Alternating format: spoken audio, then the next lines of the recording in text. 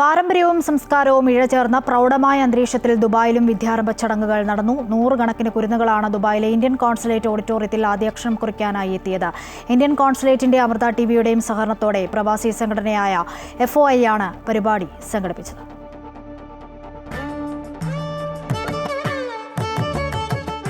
ആഴമേറിയ അറിവും കരുതലിന്റെ വാത്സല്യവും ചേർന്ന ഗുരുക്കന്മാരുടെ മടിയിലിരുന്ന് 100 കണക്കിന് പ്രവാസി കുരുന്നുകളും വിജയദശമി ദിനത്തിൽ ആദ്യാക്ഷരം കുറിച്ചു.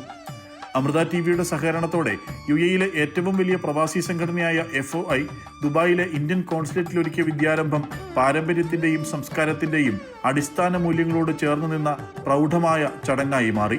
ഒത്തിരി സന്തോഷം. നമ്മുടെ നാട്ടിൽ നടക്കുന്നത് പോലെ തന്നെ ഇവിടെയും വിദ്യാരംഭം കുറിക്കാനായിട്ട് പറ്റിയ കുഞ്ഞിനെ. മോൻ കുറച്ചൊക്കെ കരഞ്ഞു, തീരെ സമ്മതിക്കുന്നുണ്ടായില്ല. എങ്കിലും നല്ല രീതിയിൽ ഞങ്ങൾക്ക് നാട്ടിലെ പോലെ തന്നെ ചെയ്യാൻ പറ്റി. വളരെ സന്തോഷം. Thank you very much for the organisers. Indian consul general Satheesh Kumar Sivan ചടങ്ങുകൾക്ക് ഔദ്യോഗിക തുടക്കം കുറിച്ചു. തിരുവനന്തപുരം സംസ്കൃത കോളേജ് മുൻ പ്രിൻസിപ്പാൾ ഡോക്ടർ K. ഉണ്ണികൃഷ്ണൻ നമ്പൂതിരിയും ആധ്യാത്മിക ആചാര്യൻ RV വെങ്കടേശ്വരനുമായിരുന്നു ആചാര്യന്മാർ. UAE and Dubai particularly become the primary home for 44 lakh Indians. They don't miss Indian culture one bit. And the manner in which this core essence of our culture is being celebrated, is being practiced, letting our next generation stay connected to the roots, it's phenomenal. പ്രമുഖ Australian migration സേവനദാതാക്കളായ Flyworld migration and legal services ആയിരുന്നു മുഖ്യ പങ്കാളി.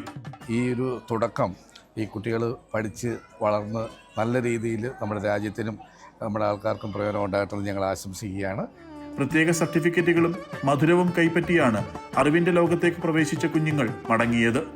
വിദ്യാരംഭം എന്ന ചടങ്ങിന്റെ പാരമ്പര്യ മൂല്യങ്ങൾ ഉയർത്തിപ്പിടിക്കുന്ന, അത് സൂക്ഷിക്കുന്ന ഒന്ന് തന്നെയായിരുന്നു ദുബായിലെ ഇന്ത്യൻ കോൺസുലേറ്റ് ഓഡിറ്റോറിയത്തിൽ നടന്ന എഴുത്തിനിരുത്തൽ ചടങ്ങുകൾ. ജെറിൻ ജേക്കബിനൊപ്പം ശ്രീരാജ് കൈമൾ, അമൃത ന്യൂസ്, ദുബായ്.